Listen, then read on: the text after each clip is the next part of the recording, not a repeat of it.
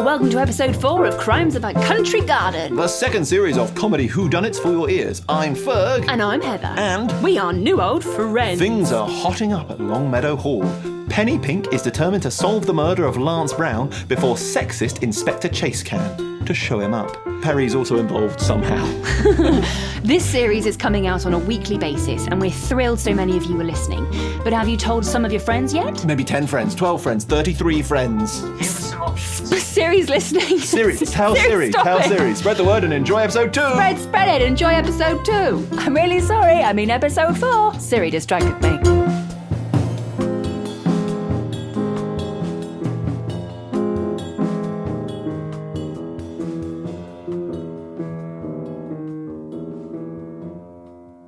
I lifted up a still full flask and carried on leafing through the papers on Lance Brown's desk, hoping to find some killer clue. Or clue to the killer, I suppose.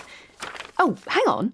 This is probably about the time in the detective stories when the narrator gives me a little recap. I always find them useful. So here's yours. I'm Penny Pink, and I work for... Perry Pink, no relation. At the P. Pink Detective Agency. We've been hired by the Earl of Longmeadow to investigate the mysterious deaths of his prize-winning roses. But shortly after we arrived at Longmeadow Hall, the gardener, Lance Brown, turned up dead. So now the PPDA is assisting the police. A chauvinistic inspector called... Rodney Chase. I'd ascertained, that's a good detective-y word, that the murderer couldn't have left, which meant it was one of the people currently in Longmeadow Hall.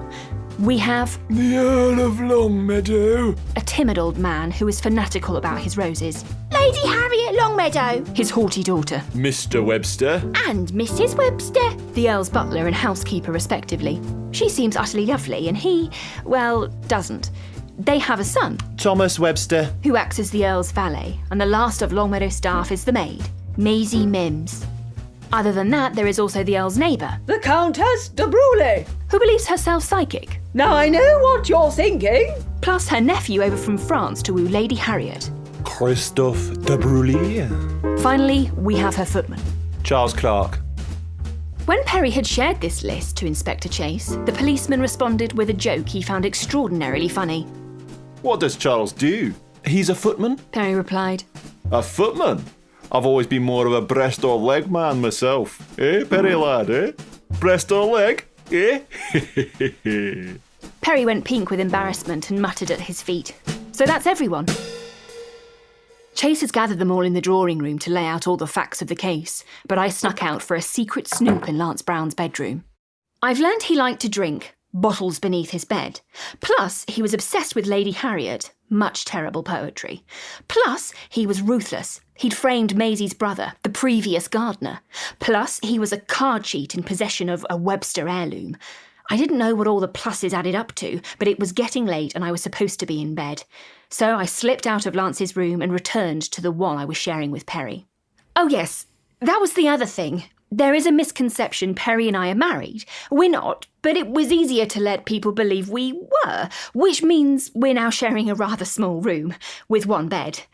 And it's bedtime. Ah, Penny, where were you? I thought you came to bed because you weren't feeling well. I know how you feel.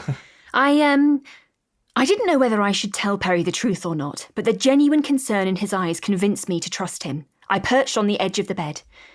To be honest, Perry, I was faking feeling ill about seeing the body. Oh, were you? Me too. But you threw up, Perry. 3 times. Yes, I suppose I did. Don't know why I lied just then. Why were you pretending? You missed the inspector's speech. I thought that would have been right up your street. Well, yes, but I decided I'd let him enjoy the sound of his own voice, and I'd actually get on with investigating the case. What do you mean? I've been picking up clues in Mr. Brown's bedroom. Penny! What if you'd been caught? I mean, how would that look? I'd just have said I was lost, Perry. Relax. I wasn't caught, was I? Fingerprints! Sorry? Fingerprints, Penny! Well, they can do wonders with fingerprints. I know they can, Perry, but I'm wearing gloves, aren't I? It was fine. I've learnt a thing or two, too. Well, I'm sure you did. Tell me then. I told Perry what I'd learned and asked him if he could give me a recap on what happened in the drawing room.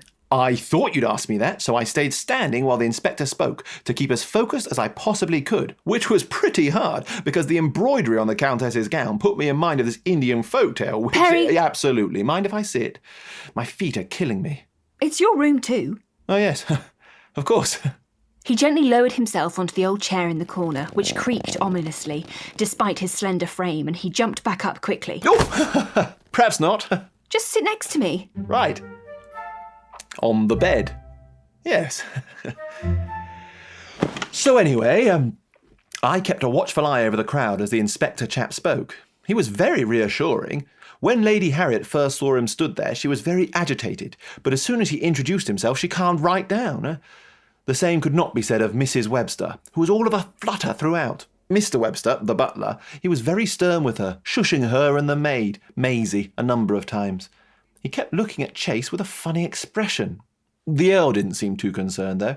The only questions he asked were about the whereabouts of Maisie's brother, which reduced the young girl to tears. His lordship apologised profusely. He was only thinking about his roses, you see.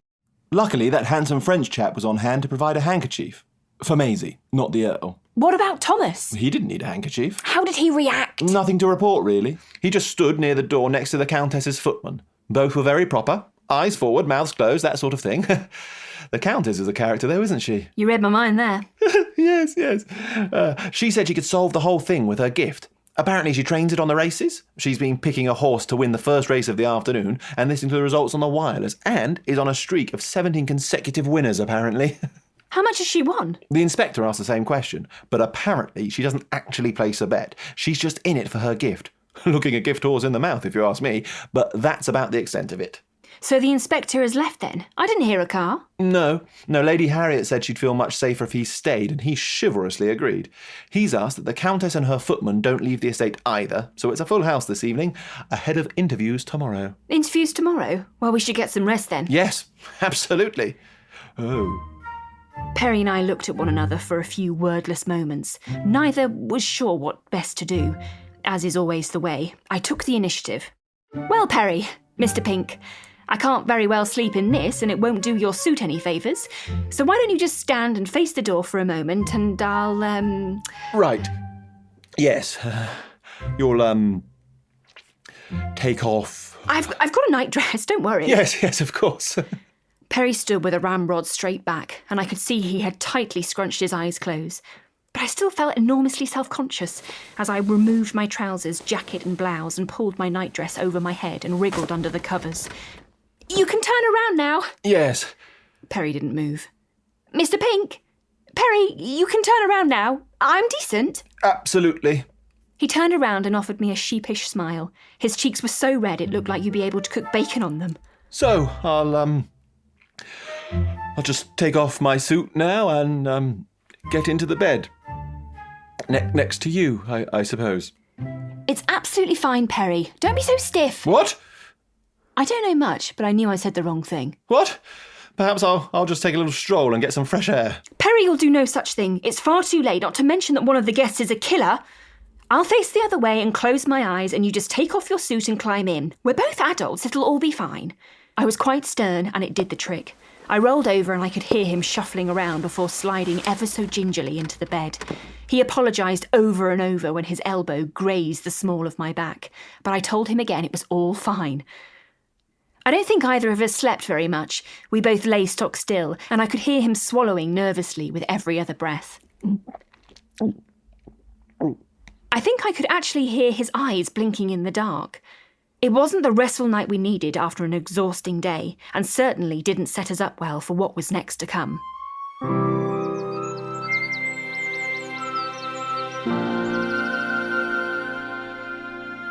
After our sleepless night, Perry got dressed first and thankfully headed out for a morning walk around the gardens to allow me time to get dressed in private.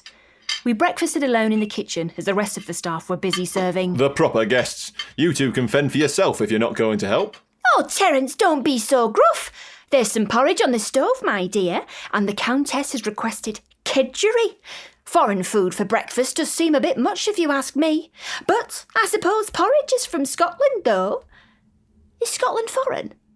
After we'd eaten, we headed upstairs where Perry was greeted by Inspector Chase, who had a spring in his step. But then he'd spent the night in one of the no doubt opulent guest bedrooms. Mrs. Pink, Mr. Pink, I hope you slept well and are ready for a busy day's interviews. Maybe a good night's sleep had smoothed his rough edges. Yes, Inspector, we'll do all we can to help your inquiries. Great, lassie, but I wasn't thinking you'd be overly involved with proceedings. Perry must have heard my teeth grind, because he cut in before I slapped Chase across the face. Oh, Inspector Chase, I think you'll find Penny can be a huge benefit to the investigation. Really? I suppose you're right. You can keep Perry and me topped up with tea and coffee, eh, Hen? We're two lions on the hunt now, so perhaps it's best you stay out the way. He slapped Perry on the back and laughed at his own joke. He was still chuckling when he told Perry to fetch the Earl and bring him to the drawing room for the first interview of the day, before sauntering off in that direction. Sorry, Penny girl, he's a bit of a brute. I was going to explain that it's actually the lionesses that do the hunting, but then they do bring the food back to the male lions, and I couldn't work out which point I was making in time. Don't worry, Perry. I actually have a plan of my own for today, and it doesn't involve being maidservant to Inspector Rodney Chase. You stick close by and learn as much as you can. There is only one way to teach someone like him. We need to solve this case before he does. Well, how are we going to do that, Penny? With detective work.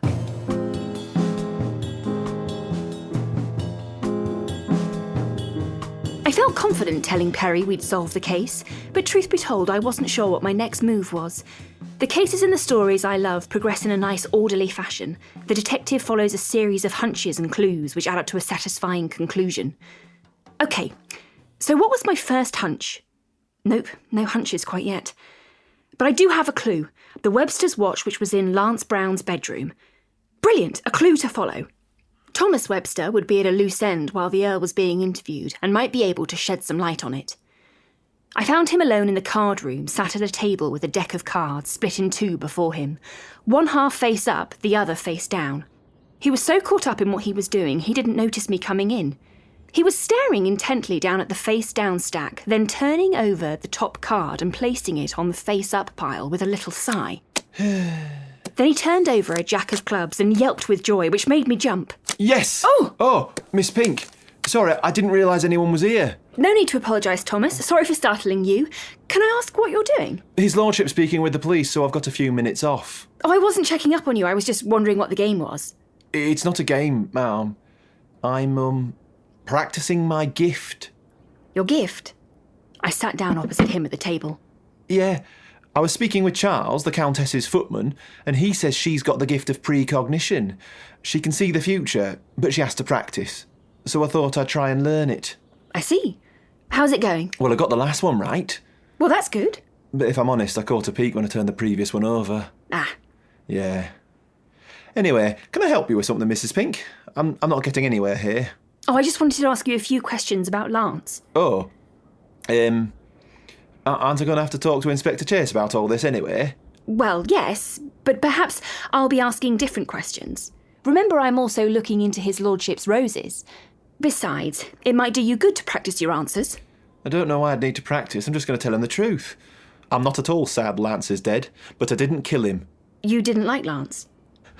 Is Roy Kilner the best slow bowler this country's ever seen? I don't know, is he? Is he? Is he? He is. I see. So you didn't like Lance? No, I did not. Why not? I'd call him a snake, except that wouldn't be fair to snakes. He's a rotten piece of work through and through. Was, I should say. Good bloody riddance. What did he do? Have you not heard about poor Mark Mims? The previous gardener. I spoke with Maisie about it. She's a good lass, is Maisie. Loves her brother. I shouldn't be surprised if the police don't want to take a good look at her when all's said and done. If it is her, I wouldn't blame her a stroke. Not the way Lance treated her brother and then the way he tormented her. Can you think of anyone else who might have reason to harm Lance? Can I? I dare say Lady Harriet's not shed a tear. He sailed pretty close to the wind there. Something wasn't right. She's got a temper too, mind that girl.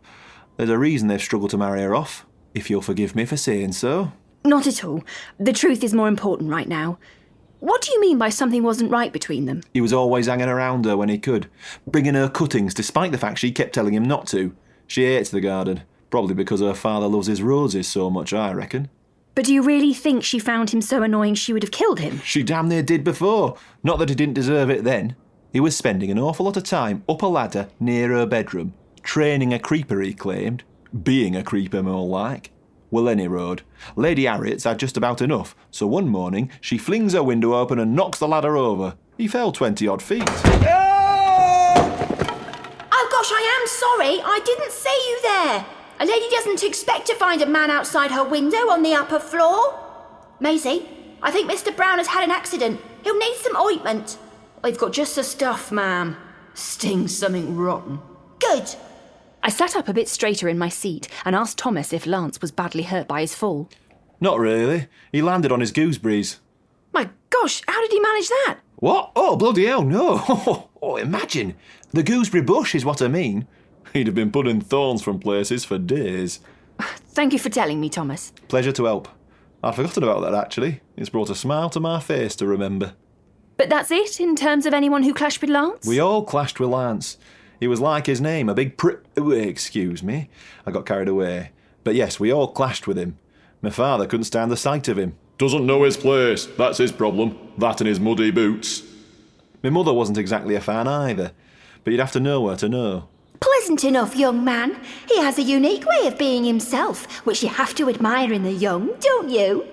What about the Earl? What? As a killer? I don't know about that. He's such a gentle old soul. But he does love his roses, treats them like his children. Better, if you ask Harriet. So if he had proof Lance was doing something to harm them, maybe. And that's everything? I think so, Mrs. Pink. You're sure, Thomas? Because it's always better to air any unpleasant secrets in good time with a case like this. The truth will out eventually. Just you watch. It's like clockwork.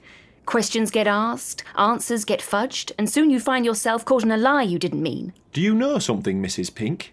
Cards on the table? Maybe I do, but I'd like to hear it from you. Thomas got up and checked the door was properly closed before coming back and sitting on the chair next to me. OK, I can take a hint. I'll come clean. I'll never earn enough as a footman to live my dream, so I gamble. I lost a lot of money to Lance playing cards, so I ended up betting my dad's pocket watch for double or quits. I thought I had him right where I wanted him, but he just sat there smiling, always folding at the right time, calling my every bluff, like he knew exactly what I had in my hand. Did your father know you've lost the watch? No one does. He'll kill me if he finds out. Perhaps he found a different way? What? No. No, he wouldn't. Wouldn't he? I don't think so. Before I could press Thomas any further, Perry appeared in the doorway. Oh, hello, Penny Girl. I was just coming to collect Thomas. Inspector Chase has finished interviewing the Earl and wants to speak with Thomas now. I'm not interrupting, am I? No, not at all. Thomas was just showing me his pocket watch. I was? I slipped my hand into my pocket and retrieved the Webster watch, which I handed to Thomas, who looked giddy with relief. Thank you for the time. Be careful with it, though. It's a lovely piece. I'd keep it to yourself for now. I gave him a meaningful look, and I think he got the gist. Yes. Thank you. I will. Goodbye. Thomas left with a small bow. Perry began to follow him, but I grabbed his arm. Did you learn anything interesting from the Earl? Well, he does have some very detailed theories about rose propagation and crossbreeding, but I think you mean interesting as it relates to Lance Brown. Well done, Perry. You stopped yourself there. Thank you. It was pretty tough too, because the way the plants decide which dominant features will progress to the next generation is absolutely Perry. blimey, so close. Anyway, the Earl didn't say much of any interest about Lance. I definitely don't think he was beloved, but if the old boy's hiding a murderous temper, he's hiding it very well indeed. Do you get anything interesting from Thomas? Do you know I did? It appears Lady Harriet's temper might run a bit hotter than her father's. Do you know, that doesn't surprise me. I bumped into her on my morning walk and was sharing the fascinating plight of the common thrush, and she strode off with a great roar of irritation. Oh! Yes, exactly like that. How did you do that? I didn't, Perry. It came from outside. You hurry back into the interviews. I'm going to investigate.